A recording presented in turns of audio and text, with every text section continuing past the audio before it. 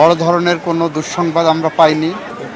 আমাদের সামনে দু একটি অ্যাক্সিডেন্ট ঘটেছে, লঞ্চ দুর্ঘটনা, যেটা নিঃসন্দেহে সেটা একটা দুঃসংবাদের কারণ।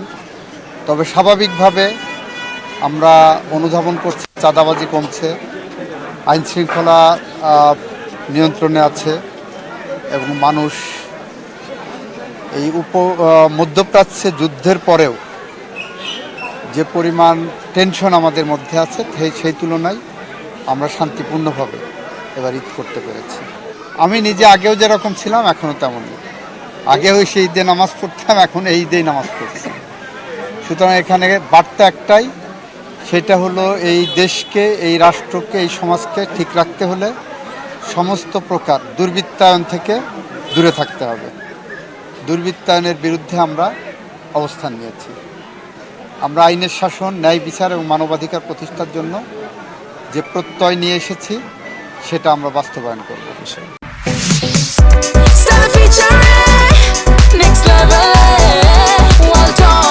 Side by side fridge.